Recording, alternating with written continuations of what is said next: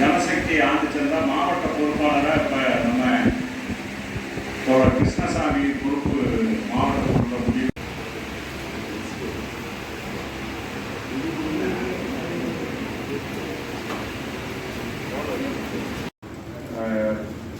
நம்ம மாவட்டத்தில் ஏற்கனவே வந்துட்டு இருக்க ஆண்டு சந்தா போக ஒவ்வொரு கிளையும் 5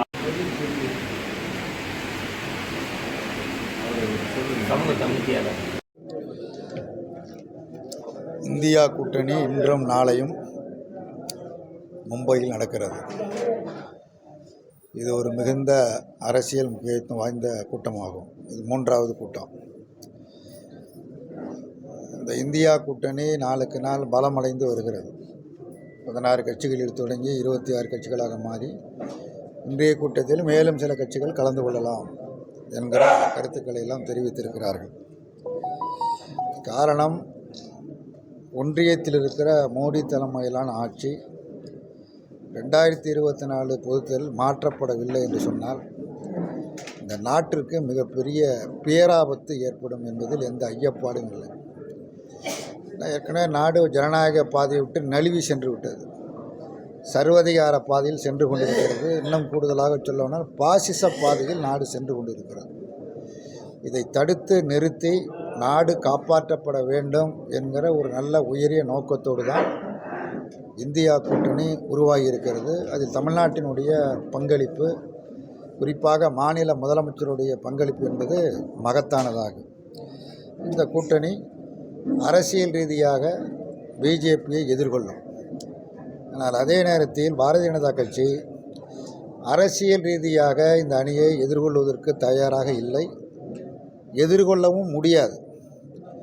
மாறாக வேறு வகைகளில், வேறு முறைகளில் தங்களது வெற்றியை உறுதிப்படுத்திக் கொள்ள வேண்டும் என்று விரும்புகிறார்கள்.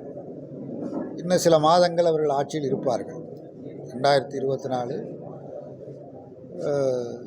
தேர்தல் நடைபெறுகிற வரையில், ஜூன் மாதம் வரையில் அவர்கள் ஆட்சியில் இருப்பார்கள். தேர்தல் தொடங்குவதற்கு முன்னதாக அவர்களிடத்தில் இருக்கிற ஆயுதங்கள், இன்றைக்கு வருமான வரித்துறை, அமலாக்கத்துறை போன்ற ஆயுதங்கள் இருக்கிறது. இந்த ஆயுதங்களை எதிர்கட்சிகளுக்கு எதிரான முறையில், தவறான முறையில் நிச்சயமாக பயன்படுத்துவார்கள். தேர்தலையே இவர்கள் ஜனநாயக முறை நடத்துவார்களா என்கிற ஐயப்பாடே நிலவுகிறது.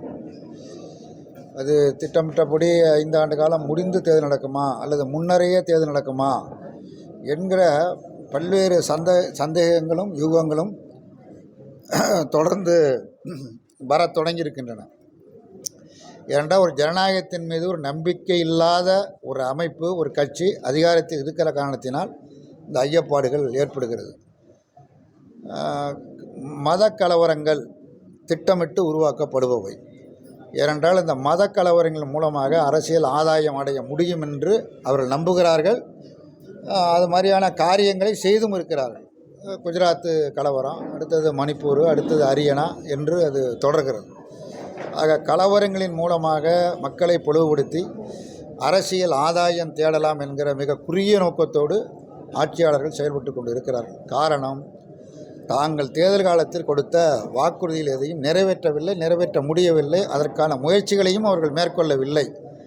அது ஆண்டுக்கு 2 கோடி பேருக்கு வேலையாக இருக்கலாம், அந்நிய நாடுகளில் இருக்கிற கருப்பு பணம் மீட்கப்பட்டு ஒவ்வொரு இந்திய குடிமகனுக்கும் 15 லட்சம் வர வைக்கப்படுவதாக கூறிய வாக்குறுதியாக இருக்கலாம், விவசாயிகளுடைய வருமானம் இரட்டிப்பாக்கப்படும், MS சுவாமிநாதன் கமிட்டி பரிந்துரைகள் நிறைவேற்றப்படும் என்கிற வாக்குறுதியாக இருக்கலாம், விலைவாசி குறைக்கப்படும் என்கிற வாக்குறுதிகளாக இருக்கலாம். எந்த ஒரு வாக்குறுதியையும் மோடி அரசாங்கம் இந்த 10 ஆண்டு காலத்தில் நிறைவேற்றவில்லை. ஆகவே அதிலிருந்து மக்களுடைய கவனத்தை திசை திருப்புவதற்கு அமலாக்கத்துறை, வருமான வரித்துறை, மத கலவரங்கள், ஜாதிய கலவரங்கள் என்ற முறையில் ஒன்றிய அரசாங்கம் செயல்பட்டு கொண்டு இருக்கிறது. இதனை இந்தியா கூட்டணி முறியடிப்பதற்குள்ள அனைத்து முயற்சிகளையும் மேற்கொள்ளும். திடீர்னு பார்த்தா நேற்றுக்கு சிலிண்டர் விலை, வீட்டு உபயோக சிலிண்டர் 200 ரூபா குறைப்பு. அரசாங்கம் இப்போ எப்படி இருக்குன்னா ஒரு வியாபாரியை போல் இருக்கிறது, வியாபாரம் செய்வது போல் இருக்கிறது. கடையில் போய் ஒரு பொருளை கேட்டோம்னா அந்த பொருளுடைய உண்மையான மதிப்பு நமக்கு என்னென்னு தெரியாது. 100 ரூபா பொருளை 150 ரூபான்னு சொல்லுவாங்க. கொஞ்சம் விலை குறைச்சி கொடுங்க அப்படின்னா, சரி ஒரு 5 ரூபா குறைச்சிக்கிறேன், 10 ரூபா குறைச்சிக்கிறேங்கம்பாங்க. இந்த வாங்குகிற பயனாளிகளுக்கு, நுகர்வோருக்கு ஒரு திருப்தி, விலையை 10 ரூபா குறைச்சி வாங்கிட்டோம் அப்படிங்கிற மாதிரியான ஒரு மன திருப்தி ஏற்படும். அதுபோல் 2014 சிலிண்டர் விலை 410 ரூபா. மோடி ஆட்சியில் என்ன விலை? 1100 ரூபா. 1100 ரூபா வரைக்கும் உயர்த்திட்டு அதில் நான் 100 ரூபா குறைச்சிட்டேன், 200 ரூபா குறைச்சிட்டேன் அப்படின்னா இது யாரை ஏமாற்றுகிற வேலை? யானை வரும் பின்னே மணி ஓசை வரும் முன்னே என்பதை போல் தேர்தலுக்காக இந்த நாடகங்கள், இது மாதிரி பல நாடகங்களையும் நடத்துவார்கள். பெட்ரோல் டீசல் விலை 2022 பிப்ரவரி வரையில் நமது நாட்டிற்கு, அதுக்கு தொடர்ந்து நம்ம நாடு வெளிநாட்டில் இறக்குமதி செய்யப்படுகிறது. ஈரான், ஈராக்கு போன்ற நாட்டிலிருந்து இறக்குமதி செய்யப்படுகிறது. 2022 பிப்ரவரி வரையில் ஒரு பீப்பாய் கச்சா எண்ணெய் $112. ரஷ்யா உக்ரைன் போர் ஏற்பட்ட பிறகு ரஷ்யாவிற்கு பொருளாதார நெருக்கடிகளை, பொருளாதார தடையை மேலை நாடுகள், அமெரிக்கா உள்ளிட்ட நேட்டோ நாடுகள் தடை விதித்தன. அங்கிருந்து கச்சா எண்ணெயை வாங்கக்கூடாது என்று எல்லா நாடுகளுக்கும் தடை விதித்தார்கள். ரஷ்யா என்ன செய்யணும்னு சொன்னால், 112 விலை என்பதை 75 என்று விலையை குறைத்தது, $75 என்று விலையை குறைத்தது 2022 பிப்ரவரியிலிருந்து. அந்த எண்ணெய் தான் இப்பொழுது இறக்குமதி செய்யப்படுகிறது. $75 இறக்குமதி செய்யப்படுகிறது. $112 இறக்குமதி செய்த இந்தியா தற்போது கடந்த ஓராண்டிற்கு மேலாக வெறும் $75 இறக்குமதி செய்யப்படுகிற பொழுது அதன் பயன் யாருக்கு கிடைத்திருக்க வேண்டும்? பொதுமக்களுக்கு கிடைத்திருக்க வேண்டும். விலை குறைந்திருக்க வேண்டும். விலையை குறைப்பதற்கு மாறாக விலையை ஏற்றினார்கள். ஆக மக்களிடத்திலிருந்து எவ்வளவு அதிகபட்சமாக ஒவ்வொரு துறையிலும் கொள்ளையடிக்க முடியுமோ அது மாதிரி கொள்ளையடித்து கொண்டு இருக்கிறார்கள். நாட்டினுடைய பிரதமர் எங்கே போனாலும் ஊழலை பற்றி பேசுகிறார். ஊழல் இல்லாத ஆட்சியை நாங்கள் இந்தியாவில் நிறுவோம். அதான் அவர் தொடர்ந்து எழுப்பி கொண்டிருக்கிற முழக்கம், ஊழல் இல்லாத இந்தியா. ஆட்சேபனையே கிடையாது. ஆனால் இப்படி பேசுவதற்கான ஒரு தார்மீக பலம் பிரதமருக்கு இருக்கிறதா? அந்த உரிமை அவருக்கு இருக்கிறதா அப்படின்னா, அத்தகைய உரிமை அவருக்கு, எந்த உரிமையும் அவருக்கு இருக்கிறதா? இல்லை. சிஏஜி அறிக்கை என்பது ஒரு சாதாரண போகிற போக்கில் சொல்லப்படுகிற அறிக்கை அல்ல. சிஏஜி என்பது அரசியலமைப்பு சட்டத்தால் உருவாக்கப்பட்ட அமைப்புகளில் இதுவும் ஒரு அமைப்பு. ஒன்றிய அரசு, மாநில அரசு, யூனியன் பிரதேசங்கள், இதில் அங்கீகரிக்கப்பட்ட வரவு செலவு கணக்குகளை சரிபார்ப்பது அதனுடைய வேலை. அதில் இருக்கிற ஏற்றத்தாழ்வுகளை குறிப்பிட்டு சொல்வது அதனுடைய பணி.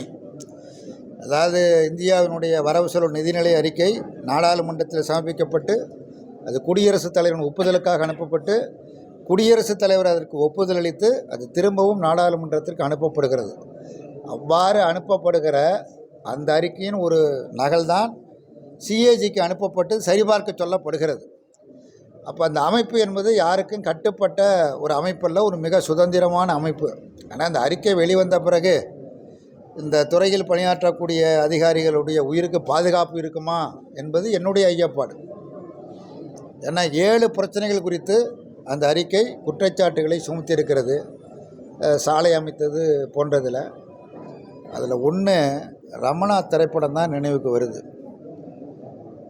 பிரதமருடைய காப்பீட்டு திட்டத்தில் எத்தனை லட்சம் அட்டைகள் வழங்கப்பட்டிருக்கிறது, அதில் எத்தனை பேருக்கு உதவிகள் செய்யப்பட்டிருக்கிறது, அதில் 7000க்கு மேற்பட்டவன் செத்து போயிட்டான். செத்து போனவனுக்கு சிகிச்சை அளித்ததாக பணம் எடுக்கப்பட்டிருக்கிறது. 7000க்கு மேற்பட்டவர்கள். அது எப்படி அது சாத்தியம்? திரைப்படத்தில் விஜயகாந்த் நடித்த படத்தில் அந்த மாதிரி ஒரு காட்சியை காண்பாங்க. அது திரைப்படம் அல்ல, நிஜ வாழ்க்கையிலேயே, நிஜத்திலேயே செய்ய முடியும் என்பதை மோடி நிரூபித்திருக்கிறார். இந்த சிஏஜி அறிக்கைக்கு இதுவரையில் மோடி எந்த பதிலும் சொல்லவில்லை. ஹரியானா மாநிலத்தில் போடப்பட்ட சாலைக்கு நிதின் கட்காரி என்ன சொல்லுகிறார்? அவர் தான் இந்த துறைக்கு பொறுப்பு. அதிகாரிகள் சரியானபடி தகவல் சொல்லவில்லை, ஆகவே சிஏஜி தவறாக சொல்லிடுச்சுன்னு அதிகாரி மேலே பழி போட்டு தப்பிக்க முயற்சி பண்ணுறார். ஒரு 7.5 லட்சம் கோடி மிகப்பெரிய ஊழல் நடைபெற்றிருக்கிறது என்பது சிஏஜியினுடைய குற்றச்சாட்டு. இது அண்ணாமலை சொல்லுவதை போல கூடுதல் செலவு செய்து விட்டார்கள் என்று சொல்லலை, குற்றச்சாட்டு இது. அதனால் ஒரு மிகப்பெரிய ஊழல் நடந்திருக்கிறது. ஆகவே இந்த பிரச்சனை விலைவாசியை கட்டுப்படுத்தாது, மத கலவரம், மொழியை திணிப்பது போன்ற நடவடிக்கையில் ஈடுபடக்கூடிய ஒன்றிய அரசாங்கத்தை கண்டித்து வருகின்ற செப்டம்பர் மாதம் 12, 13, 14 ஆகிய 3 தினங்களுக்கு இந்திய கம்யூனிஸ்ட் கட்சி தமிழ்நாடு முழுவதும் ஒரு மாபெரும் தொடர் மறியல் போராட்டத்தை 3 நாட்களுக்கு நடத்த இருக்கிறது. ஏற்கனவே இந்த பிரச்சனைகளை முன்வைத்து பெரிய பிரச்சார இயக்கத்தை தமிழ்நாடு முழுவதும் திண்டுக்கல் உட்பட நடத்தியிருக்கிறோம். அதனுடைய தொடர்ச்சியாக அடுத்த கட்டமாக மறியல் போராட்டம் 12, 13, 14 செப்டம்பர் மறியல் போராட்டம் 1 லட்சத்திற்கு மேற்பட்ட தொண்டர்கள் அந்த போராட்டத்தில் பங்கேற்பார்கள். தமிழ்நாட்டு மக்கள் இந்த போராட்டத்திற்கு ஆதரவு தர வேண்டும் என்று கேட்டுக்கொள்வதோடு மோடி அரசாங்கத்தை அகற்றுவதற்கு நாட்டு மக்கள் அனைவரும் ஒத்துழைக்க வேண்டும் என்று கேட்டுக்கொள்கிறேன். சார், இப்போ தேர்தல் டயத்தில் வந்து எங்களுக்கு சுத்தமாக தெரியும், நாங்கள் எலெக்ஷன் வந்ததுக்கப்புறம் நாங்கள் ஜெயிச்சதுக்கப்புறம் அதை நீக்கிடுவோம் அப்படின்ற மாதிரி சொன்னாங்க. ஆனால் இப்போ இந்த சூச்சமாக வருங்காலத்தில் வந்து பாரத பிரதமராக வந்து ராகுல் காந்தியை வச்சு அப்படின்னா அதுதான் எங்களோட சூச்சமாக அப்படின்ற மாதிரி சொல்லி இப்போ சொல்லிட்டு இருக்காங்க. இதை பற்றி உங்களோட கருத்து என்ன? எல்லாருக்கும் தெரிந்த விஷயம், தெரியாத விஷயம் ஒன்றுமே கிடையாது. அதிமுக திரு எடப்பாடி பழனிசாமி அவர்கள் ஆட்சியில் இருந்த பொழுதும் நீட் நுழைவுத் தேர்வுக்கு விதிவிலக்கு கேட்டு மசோதா நிறைவேற்றப்பட்டது. அவங்க கையெழுத்து போட முடியாது, மசோதா நிறைவேற்றலாம். திராவிட முன்னேற்ற கழகம் ஆட்சி வந்தால் நீட் தேர்வை ரத்து செய்வதற்கு அனைத்து நடவடிக்கைகளும் எடுப்போம் என்று நாங்கள் உட்பட எல்லோரும் வாக்குறுதி கொடுத்தோம். மசோதா நிறைவேற்றப்பட்டது, பேரவையில் குடியரசுத் தலைவரின் கையில் இருக்கிறது. இன்றைக்கு ஒன்றிய அரசாங்கம் விரும்பினால் இந்த நீட் தேர்வை ரத்து செய்யலாம், தமிழ்நாட்டிற்கு விதிவிலக்கு கொடுக்கலாம். அண்ணாமலை சொல்கிறாரு தமிழ்நாட்டில் மட்டும்தான் தற்கொலைகள் நடைபெறுகிறது, வேறு மாநிலங்களில் எங்கும் இல்லை என்று அவர் சொல்கிறார். ஒரு மாநிலத்தில் எத்தனை பேர் செத்து போனாங்கிறது அண்மையில் எல்லா பத்திரிகையிலும் செய்தி வந்தது. மொத்தத்தில் இது சகலரையும் பாதிக்கக்கூடிய ஒரு மிகப்பெரிய பிரச்சனை. ஒரு நாடாளுமன்றத்தில் ஒரு சட்டம் நிறைவேற்றிவிட்டால் அதை திரும்ப பெற முடியாது, ரத்து செய்ய முடியாது என்பதெல்லாம் அப்படிலாம் ஒன்றும் கிடையாது. விவசாயிகளுக்கு எதிராக 3 சட்டம் நிறைவேற்றப்பட்டது. அது அனைத்து அரசியல் கட்சிகளும் நாடாளுமன்றத்திலும் எதிர்த்தன, வெளியிலும் எதிர்த்தார்கள். தமிழ்நாடு, கேரளா போன்ற மாநிலங்களில் சட்டப்பேரவையில் தீர்மானங்களே நிறைவேற்றப்பட்டன இந்த சட்டங்களை ரத்து செய்ய வேண்டும் என்று. அப்பொழுது பிஜேபி என்ன பதில் சொன்னது என்று சொன்னால், நாங்கள் நிறைவேற்றிய சட்டத்தில் கமா புஸ்டாப் கூட திருத்தப்பட மாட்டாது என்று அறிவித்தார்கள். 1.25 ஆண்டு கால போராட்டம், 700 விவசாயிகள் செத்து மடிந்ததற்கு பிறகு அந்த 3 சட்டங்களையும் ஒன்றிய அரசாங்கம் ரத்து செய்தது. ஏன் ஒன்றிய அரசாங்கம் ரத்து பண்ண முடியாது? நீட் நுழைவு விதிவிலக்கு தானே கேட்குறான், ஏன் பண்ண முடியாது? இன்னும் முழுசாக பண்ணுங்க, இல்லைன்னா விதிவிலக்கு கொடுங்க, தமிழ்நாட்டுக்கு கொடுங்க. இது வரைக்கும் 30 பேர் செத்துருக்கிறாங்க. எப்போ செத்தாங்க? தயவு பண்ணி யோசிக்கணும். எப்போ செத்தாங்க? நீட் தேர்வு கொண்டு வந்தோடனே சாகலை. நீட் தேர்வை எதிர்த்து தமிழ்நாட்டில் பெரிய போராட்டங்கள் நடைபெற்று கொண்டிருந்தது. தமிழ்நாடு சட்டப்பேரவை அதிமுக ஆட்சி காலத்தில் மசோதா நிறைவேற்றப்பட்டது. அன்றைக்கு இருந்த மக்கள் நல்வாழ்வுத்துறை விஜயபாஸ்கர் உட்பட, நாடாளுமன்றத்தில் இருந்த தம்பிதுரை உட்பட தமிழ்நாட்டு அமைச்சர்களும் நாடாளுமன்ற உறுப்பினர் தொடர்ச்சியாக பிரதமரை சந்தித்தார்கள், உள்துறை அமைச்சரை சந்தித்தார்கள், மற்ற அமைச்சர்களை எல்லாம் சந்தித்து விதிவிலக்கு வேண்டும் என கோரினார்கள். அன்றைக்கு இணையமைச்சராக இருந்தார் நிர்மலா சீதாராமன். அவர் என்ன சொன்னார்? ஜல்லிக்கட்டு கொண்டு வந்துள்ளவர் அவசர சட்டம் கொண்டு வாங்க, நாங்கள் இதுக்கு விதிவிலக்கு தருகிறோம் என்று சொன்னார், வாக்குறுதி கொடுத்தார். அவர் கூறிய அடுத்த நாள் உச்சநீதிமன்றத்தில் வழக்கு வந்தது. வழக்கில் ஒன்றிய அரசாங்கம் என்ன சொல்லுன்னு சொன்னால், ஒரு மாநிலத்திற்கு மட்டும் விதிவிலக்கு அளிக்க முடியாது என்று ஒன்றிய அரசின் சார்பில் வாதாடிய வழக்கறிஞர் கூறிய காரணத்தினால் உச்சநீதிமன்றம் விதிவிலக்கு அளிக்க முடியாது என்று தீர்ப்பளித்தது. அந்த தீர்ப்பு வந்த அடுத்த நாள்தான் அரியலூர் அனிதா தற்கொலைக்கு தள்ளப்பட்டார். எங்களுக்கு நியாயம் கிடைக்காது, எங்களை போன்றவர்கள், அதனால் 1000 அர்த்தம் இருக்குது. எங்களை போன்றவர்கள், என்னை போன்றவர்கள், மூட்டை தூக்குற தொழிலாளருடைய மகள் டாக்டராக முடியாது, ஆகவே நான் தற்கொலை கிடையாது, தற்கொலை பண்ணாங்க. அதுக்கு மேலே தான் கிட்டத்தட்ட 25, 26, 30 பேர் போயிட்டுருக்குது. வேறு பல மாநிலங்கள், மகாராஷ்டிரா மாநிலம் போன்ற பல மாநிலங்களிலும் இந்த தற்கொலைகள் தொடர்கிறது. இது அரசியல் பிரச்சனை இல்லை, ஒரு கட்சியின் பிரச்சனை அல்ல. அண்ணாமலையும் ஒரே மாதிரி தான் சொல்கிறாரு, எடப்பாடி பழனிசாமியும் 2 பேரும் ஒரே மாதிரியான கருத்து தான் சொல்கிறாங்க. திமுக நாடகம் ஆடுகிறது என்கிறார்கள். திமுக நாடகம் ஆடுகிறது என்பதை நான் வாதத்திற்காக ஒப்புக்கொள்கிறேன். பிரதமருக்கு அடுத்த நாற்காலியில் உட்காரக்கூடிய வாய்ப்பு எடப்பாடி பழனிசாமிக்கு இருக்குது. கடந்த ஜூலை மாதம் என்டிஏ கூட்டணி டெல்லியில் நடைபெற்றது 18ஆம் தேதி. அந்த கூட்டத்துக்கு எடப்பாடி பழனிசாமி அழைக்கப்பட்டிருந்தார். அதிமுகவினுடைய பொதுச் செயலாளர் என்கிற முறையில் எடப்பாடி பழனிசாமி முன்னாள் முதலமைச்சர், அவரை முதலமைச்சர் இருந்த பொழுது மசோதாவையும் நிறைவேற்றியிருக்கிறார். இப்பொழுது தமிழ்நாட்டின் பிரதானமான எதிர்க்கட்சி தலைவர் மோடிக்கு அடுத்த நாற்காலியில் உட்காருவதற்கான வாய்ப்பை பெற்றிருக்கிறார். அந்த வாய்ப்பை பயன்படுத்தி இது மாதிரி நீட்டிலிருந்து விலக்கு வேணும் அப்படின்னு ஏன் கேட்க முடியாது? அண்ணாமலைக்கு தமிழ்நாட்டு மக்களின் மீது அக்கறை இருக்குமேயானால் தமிழ்நாட்டிற்கு விதிவிலக்கு கொடுங்கள் ஏன் கேட்க முடியாது? இது என்ன ஒரு கட்சியினுடைய பிரச்சனையா? அது திமுக பிரச்சனையா அல்லது அதிமுக பிரச்சனையா, கம்யூனிஸ்ட் கட்சி பிரச்சனையா? எந்த கட்சி சார்ந்த பிரச்சனையும் அல்லது. இது ஒரு பொது பிரச்சனை. பட்டியலின மக்கள், பிற்படுத்தப்பட்ட மக்கள், மிகவும் பிற்படுத்தப்பட்ட மக்கள், கிராமப்புறத்து மக்கள் மருத்துவர் ஆக வேண்டும் என்று சொன்னால் நீட் நுழைவுத் விதிவிலக்கு பெற்றால்தான் முடியும், இல்லை முடியாது. அப்படி யாருக்கு இப்போ இந்த நீட் நுழைவுத் தேர்வு? இது மாதிரி பயிற்சி மையங்கள் ஒரு மாணவனுக்கு கிட்டத்தட்ட 20 லட்சம் 25 லட்சம் பீஸா வாங்கப்படுகிறது. அப்படி பயிற்சி பெறுகிறவர்களோட தேர்வாக முடியல. அப்படி கட்டி படிக்க முடியுமா? இந்த யதார்த்த உண்மைக்கு புறம்பாக ஏன் பேசி கொண்டிருக்காங்கன்னு தெரியல. ஆகவே எல்லோருமாக சேர்ந்து குரல் கொடுத்து வற்புறுத்தி, ஒன்றும் வற்புறுத்த வேண்டியதில்லை, போராட்டம்லாம் தேவையில்லைங்க. ஒன்றிய அரசாங்கம் நினச்சா அதை செய்யலாம்.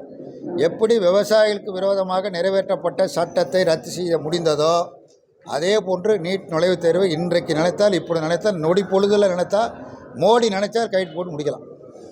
அதுக்கு தான் நாங்கள் 7.5% மாணவர்களுக்கு இடஒதுக்கீடு வாங்கி கொடுத்துருக்கோம். அது எங்களால் முடிஞ்ச விதத்தில் நாங்கள் போராடி தான் அப்போ கூட்டணி இருந்தப்போ வாங்கி கொடுத்ததா சொல்லி எதிர்க்கட்சி தலைவர் சொல்லியிருக்காரு. அதனுடைய இப்போ படிப்பு சம்மந்தமாக பயிலரங்கம் நடத்தி அவங்களுக்கு மாணவர்களுக்கு ஏன் பயிற்சி கொடுக்கக்கூடாதுன்னு சொல்லி கேட்குறாங்களே. 7.6% அவசர சட்டமாக கொண்டு வந்த எடப்பாடி பழனிசாமிக்கு பாராட்டு அப்பயே தெரிவிச்சிருக்கிறோம், வரவேற்கிறோம். ஆனால் அதோட அந்த 7.6 அந்த பிரச்சனை முடிகிற பிரச்சனை அல்ல.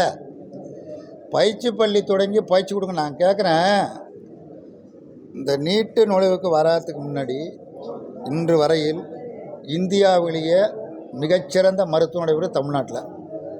இந்தியாவிலேயே ஆகச்சிறந்த மருத்துவம், அது அரசு மருத்துவமனையாக இருக்கலாம், தனியார் மருத்துவமனையாக இருக்கலாம். இந்த டாக்டர்லாம் எந்த நீட் நுழைவுத் தேர்வு எழுதி பாஸ் பண்ணிட்டு வந்தாங்க? யாராவது ஒரு டாக்டர் சொல்லுங்கள், ஒரே ஒரு டாக்டர் சொல்லுங்கள் பார்ப்போம். யாரும் நீட் நுழைவுத் தேர்வுலாம் எழுதி பாஸ் பண்ணி வரல. அன்றைக்கு இருந்து எஸ்ஏஎல்சி, அதுக்கு பிறகு +2 அதை பாஸ் பண்ணிவிட்டு மெடிக்கல் காலேஜ் போய் படித்து பாஸ் பண்ணவங்க தான் இன்றைக்கி மருத்துவர்களாக இருந்து இந்தியாவிலேயே ஆகச்சிறந்த மருத்துவர்கள். இன்னும் சொல்ல போனால் இந்தியாவிலேயே அதிகபட்ச மருத்துவர்கள் இருக்கிறது தமிழ்நாட்டில். அது அதிமுகவும் மருத்துவக் கல்லூரியை கட்டியிருக்குது, கலைஞர் காலத்திலையும் கட்டப்பட்டது, இப்பொழுதும் கட்டப்பட்டு வருகிறது. மாவட்டத்துக்கு ஒரு மருத்துவக் கல்லூரி மருத்துவமனை இந்தியாவில் வேறு எந்த மாநிலத்திலேயாவது இருக்குதா? தமிழ்நாட்டில் தான் இருக்குது. ஆக மருத்துவக் கல்லூரி தமிழ்நாட்டில் கட்டப்படும், ஆனால் தமிழ்நாட்டு மாணவன் படிக்க முடியாது. என்ன நியாயம் இது? என்ன தர்மம் இது? இது எதை நியாயப்படுத்தி போயிடுது? 7.6% கிராமப்புறத்து மாணவர்களுக்கு, அரசு பள்ளியில் படித்த மாணவர்களுக்கு, கிராமப்புறத்தில் இருக்கிற மாணவர்களுக்கு இது சலுகை வழங்கப்படும். நல்ல விஷயம் அது. அது மாதிரி இதுக்கு வேணும்ல.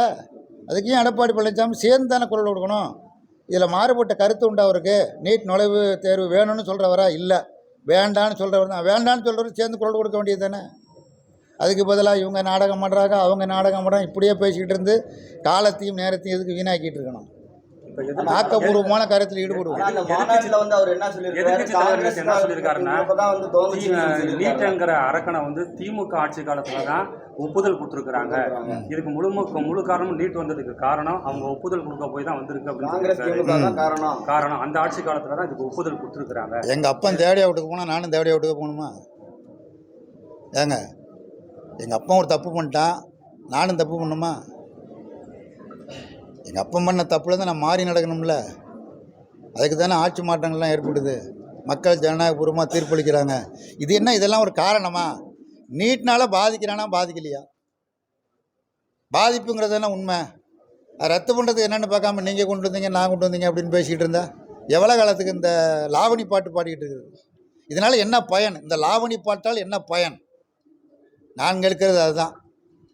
அது காங்கிரஸ் ஆட்சி காலத்தில் கொண்டு வந்திருக்கலாம், திமுக கூட்டணி இருந்த காலத்தில் கொண்டு வந்திருக்கலாம். அந்த லாவணியை பாடுவதால் மாறி மாறி பாடிக்கிட்டு இருக்கிறதுனால என்ன பயன்? என்ன ஆக்கபூர்வமாக யோசிக்காமல் வெறும் வெற்று நாடகத்தை எதுக்கு நடத்திக்கிட்டு இருக்கணும்? அப்போ 2 கட்சியுமே நாடகம் போடுறீங்களா? அது எந்த கட்சியாக இருந்தாலும் சரி, நீட்டு வேணுமா வேண்டாமாங்கிறது தான் பிரச்சனை. வேண்டாங்கிறது திமுக நிலை, வேண்டாங்கிறது அதிமுக நிலை. இப்போ 2 பேரும் சேர்ந்து தானே பண்ணணும். நீ கொண்டுட்டு வந்த அதனால தான் போச்சுன்னா அப்புறம் ஏன் நீங்கள் மசோதா நிறைவேற்றினீங்க? உங்கள் முதலமைச்சராக இருக்கிற போது எதுக்கு நிறைவேற்றினீங்க? எடப்பாடி பழனிசாமி முதலமைச்சர் மசோதா நிறைவேற்றினாங்கல்ல, ஏன் நிறைவேற்றினாங்க? வேண்டாங்கிறது தானே. அதே நிலையில் உறுதியாக நிற்க வேண்டியது தானே. அதில் உறுதியாக நிற்காமல் அவர் கொண்டு வந்தார் இவர் கொண்டு வந்தாருன்னு தப்பிக்க முயற்சி பண்ணக்கூடாது. எது நல்லது செய்யணுமோ இது ஜனங்க பிரச்சனை, மாநிலத்தினுடைய பொதுவான பிரச்சனை. பொதுவான பிரச்சனைக்கு சேர்ந்து நிற்கணுமே தவிர இங்கே லாவணி பாடிக்கிட்டு போய் எந்த பயனும் கிடையாது. அடுத்த கேள்விக்கு போங்க. வேறு கேள்வி. 15 லட்சம் ரூபா கொடுக்கணும். தேர்தலுடைய வாக்குறுதியில் திமுக வந்து பாதி தான் செஞ்சிருக்கு, பாதி செய்யலன்னு குற்றம் சாட்டுறாங்க. தேர்தல் வாக்குறுதி பிஜேபி சொன்னாங்க, இப்போ ஒன்று சொல்கிறாங்க. நீங்கள் மத்திய அரசில் உள்ள பாரதிய ஜனதாவை குறை சொல்கிறீங்க.